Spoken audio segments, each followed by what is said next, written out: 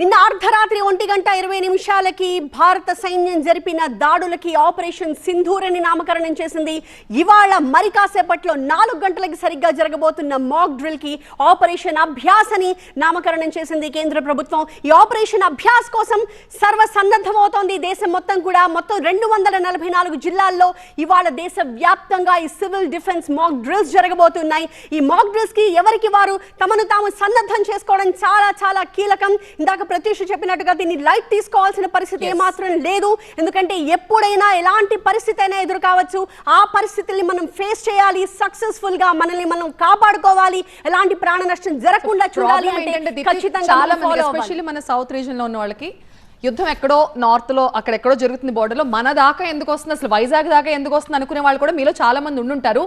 But పొరపాటును కూడా అలా అనుకోకండి. ఎందుకంటే యుద్ధ సమయంలో ప్రధానంగా అవతల వాళ్ళు టార్గెట్ చేసేది పాపులర్ డెస్టినేషన్స్ కావచ్చు, అలాగే కొన్ని మాన్యుమెంట్స్ ఉంటాయి అవి కావచ్చు, లేదంటే కేంద్ర ప్రభుత్వ సంస్థలు కావచ్చు, అలాగే ఎక్కువగా సమూహాలు ఉండే ప్లేసెస్, ఇలాంటి వాటిని టార్గెట్ చేస్తారు. అది విశాఖ కావచ్చు, రాజమండ్రి కావచ్చు, కాకినాడ కావచ్చు, ఏదైనా ఒక పల్లెటూరు కూడా కావచ్చు. సో ఎవ్వరూ కూడా దీన్ని లైట్ తీసుకునే ఆస్కారమే లేకుండా ప్రతి ఒక్కరంటే మీ ప్రాంతాల్లో మాక్ డ్రిల్ జరగకపోవచ్చు, కానీ మాక్ డ్రిల్ జరుగుతున్న ప్రాంతాల్లో ఏం జరుగుతుందో మేము మీకు చూపిస్తాం. కాబట్టి ఖచ్చితంగా మీరు TV9 చూడండి.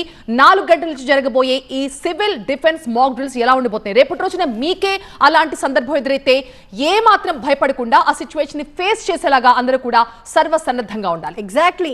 సో మా ప్రతినిధులు ప్రస్తుతం లైవ్ లో మనకి అందుబాటులో ఉన్నారు. వివిధ ప్రాంతాల నుంచి, విశాఖ నుంచి మనకి ఖాజా కనిపిస్తూ ఉన్నారు, అలాగే కోటేశ్వరరావు కూడా కనిపిస్తున్నారు. హైదరాబాద్ నుంచి మనకి వాసు అండ్ విద్యాసాగర్ కూడా మనకి లైవ్ లో అందుబాటులో ఉన్నారు. సో కొన్ని సెలెక్టెడ్ ఏరియాస్ లో ఈ రోజు ఈ సివిల్ డిఫెన్స్ మాక్ డ్రిల్స్ జరగబోతున్నాయి. ఆయా ప్రాంతాల్లో 4 గంటల నుంచి కొద్ది సమయం వరకు అక్కడ కొన్ని ఆంక్షలు కూడా అమలు కాబోతున్నాయి. ఆ ప్రాంతాల్లో ఉన్న వాళ్ళు ఏం చేయాలో ఇవన్నీ కూడా పూర్తిగా అక్కడ ఉన్న పోలీసులు మనకి ఈ మాక్ డ్రిల్స్ ద్వారా చెప్పబోతున్నారు. ముందుగా మనం ఖాజా దగ్గరికి వెళ్దాం. వైజాగ్ నుంచి ఖాజా, వైజాగ్ లో 2 ప్లేసెస్ లో ఈ మాక్ డ్రిల్స్ జరగబోతున్నాయి. సో ఏంటి, ఈ ఆక్సిజన్ టవర్స్ కావచ్చు, అలాగే జాలరిపేట కావచ్చు, ఈ 2 ప్లేసెస్ ని ఎంచుకోవడానికి కారణం ఏంటి?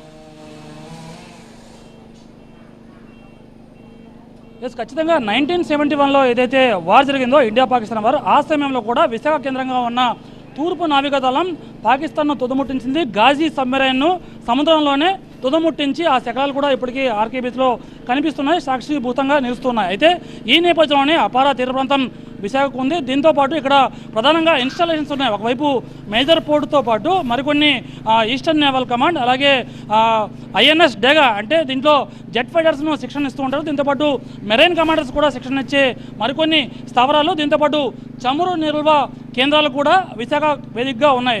దీంతో ఒక్కసారిగా శత్రు దేశాలు ఒకవేళ విశాఖపై కన్నెత్తి చూసి ఒకవేళ ప్రతిదాడులు దిగితే ఏ విధంగా సన్నద్ధం అవ్వాలని దానిపై ఇప్పటికే ఒక అంచనాకు వచ్చి వీరంతా కూడా సన్నద్ధమయ్యారు.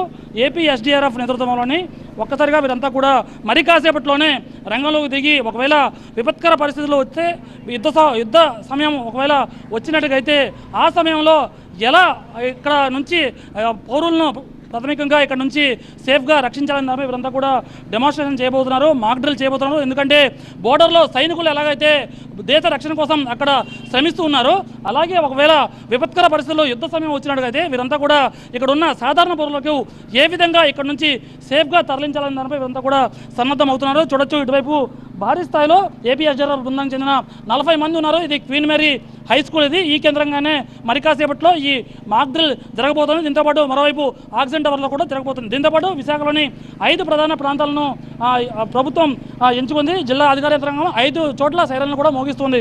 చూడొచ్చు, ఇక్కడ పూర్తి స్థాయిలో ఎక్విప్మెంట్స్, అంటే ఒకవేళ యుద్ధ సమయంలో భారీ బాంబు పడి బిల్డింగ్ కొలాప్స్ అయితే ఆ లోపల ఉన్న వారిని ఎలా రక్షించవచ్చు అనే దానిపై పూర్తిగా ఈ ఎక్విప్మెంట్స్ పూర్తిగా రంగంలోకి తీసుకొచ్చారు. ఒకవైపు గొడ్డలు ఉన్నాయి, అలాగే టార్చ్ లైట్లు ఉన్నాయి. టార్చ్ లైట్లు ఎందుకంటే ఒకవేళ చీకట్లో ఎవరైనా చిక్కుకుంటే ఈ లైట్ల ద్వారా చూసి వారిని రక్షిస్తారు. దీంతోపాటు ఈ కట్టర్లు, భారీ కట్టర్లు ఉన్నాయి. ఒకవేళ ఏమైనా జాలీల్లో సాధారణ పౌరులు చిక్కుకున్నట్టయితే వీటి ద్వారా కటింగ్ చేసి వాటి నుంచి రక్షిస్తూ ఉంటారు. ఇది చూడొచ్చు, ఇక్కడ ఒకవేళ ఫైర్ జరిగితే మంటలు వస్తూ ఉన్నట్టుగైతే దీని ద్వారా ఈ ఫైర్ని కంట్రోల్ చేస్తూ ఉంటారు. ఇక్కడ కూడా ఉంది. ప్రధానంగా భారీ స్థాయిలో మోడర్న్ ఎక్విప్మెంట్ను రంగంలో దింపి ఏపీ SDRF ప్రత్యేకంగా ఈ డెమాన్స్ట్రేషన్ చేయబోతుంది. చూడొచ్చు, ఇక్కడ జనరేటర్ని కూడా అందుబాటులో తీసుకొచ్చారు. ఇక్కడ ఏదైతే ఈ స్ట్రెచ్చర్ రూపంలో ఉన్న దీన్ని కూడా తీసుకొచ్చారు. మరోవైపు పైన చూడొచ్చు ఈ రోప్ రెస్క్యూ ఏదైతే ఉంటుందో లోపల ఎవరైనా సాధారణ మార్గాల నుంచి ఏదైనా అనువుగా లేకపోయినట్లయితే సాధారణ మార్గం ఒకవేళ అత్యవసర సమయాల్లో ఈ రోపు మార్గం నుంచి పైనుంచి ఎలా తీసుకురావాలి అని దానిపై ఈ రోపు డెమాన్స్ట్రేషన్ కూడా చేయబోతున్నారు. చూడొచ్చు భారీగా ఏపీఎస్డీఆర్ఎఫ్ ఉంది. అలాగే ఇక్కడ చూడొచ్చు ఏపీఎస్డీఆర్ఎఫ్ చెందిన ప్రత్యేకమైన వాహనం పూర్తి స్థాయిలో అందులో ఎక్విప్మెంట్ ఉంది. ఎక్కడైనా ఏ సమయంలో అయినా ఎటువంటి సందర్భంలో అయినా వెంటనే అక్కడికి వెళ్ళి ఆ సమయాల్లో అక్కడ నుంచి విపత్కర పరిస్థితుల్లో ఉన్న వారిని సేఫ్గా రక్షించేందుకు వీరంతా కూడా సిద్ధమవుతూ ఉంటారు. ప్రస్తుతం చూడొచ్చు అందరూ కూడా సిద్ధంగా ఉన్నారు. ఎటువంటి సందర్భంలో అయినా మేము సైతం అన్నట్టుగా ముందు ఉంటున్నారు. ఒకవేళ అటువైపు బోర్డర్లో జవాన్లు వారితో యుద్ధం చేస్తూ ఉంటే మరోవైపు యుద్ధ సమయాల్లో సాధారణ పౌరులను ఎలా ఇక్కడ నుంచి సేఫ్గా రక్షించాలన్న దానిపై పూర్తి స్థాయిలో ఎక్విప్మెంట్తో వీరంతా సిద్ధంగా ఉన్నారు. సార్ మరి కాసేపట్లో జరగబోతుంది. దీంట్లో ఎటువంటి అంశాల మీద దృష్టి పెట్టారో ఎలా చేయబోతున్నారు? మేము ఇక్కడ ఏదైనా అనుకున్నది ఏదైనా జరిగితే వీటిలో ఎవరైనా విక్టిమ్స్ని ఇమీడియట్ తక్షణ చర్యల కోసం మేము ఇక్కడ అంతా వచ్చి ఇదంతా కూడా మేము అందరికీ చెప్పడం జరుగుతుంది. దానిలో భాగంగా ఈరోజు ఎక్విప్మెంట్ మొత్తం మాకు ఇచ్చిన ఎస్డీఆర్ఎఫ్ ఎక్విప్మెంట్ అంతా కూడా మేము తీసుకొచ్చి ఇందులో పాల్గొనడం జరుగుతుంది ఈరోజు. సో ఓవరాల్గా చూస్తుంటే విశాఖ సర్వం సిద్ధంగా ఉంది. ఒకవేళ శత్రువు ఏదైనా ఇటువైపు ప్రతిదాడి జరిగినట్లయితే శత్రువు నుంచి పూర్తి స్థాయిలో సన్నద్ధమయ్యేలా తమకు తాము రక్షించుకోవడంతో పాటు పౌరులను ఇక్కడ నుంచి రక్షించడం, దీంతో పాటు పౌరులకు ప్రత్యేకంగా అవగాహన కల్పిస్తున్నారు. అంటే ఒకవేళ ఒకరు ఆ ప్రాంతంలో ఏదైనా ప్రాంతంలో చిక్కుకున్నట్టయితే వాళ్ళు రక్షించుకోవడం, తోటి వారిని కూడా రక్షించి సేఫ్గా ఇక్కడ నుంచి తీసుకువెళ్ళాలా పూర్తి స్థాయిలో సన్నద్ధంగా ఉన్నారు. ఎందుకంటే విశాఖలో అపరమైన తీర ప్రాంతం ఉంది. దీంతో పాటు ఏ సమయంలోనైనా ఎటువైపు నుంచి అయినా ముష్కరులు వచ్చే ఆస్కారం ఉంది. గతంలో కూడా ఇంటెలిజెన్స్ హెచ్చరికలు ఉన్నాయి. ఈ సమయంలో ఏటి కూడా లైట్గా తీసుకోవడానికి అవకాశం లేదు. అందుకే అందరూ కూడా సన్నద్ధంగా ఉండాలి అని చెప్పి ప్రభుత్వం వైజాగ్ లో అంతా సర్వ సన్నద్ధంగా ఉన్నారు. మరి కాసేపట్లో జరిగే మాక్ డ్రిల్ కోసం అన్ని ఏర్పాట్లు కూడా పూర్తయ్యాయి.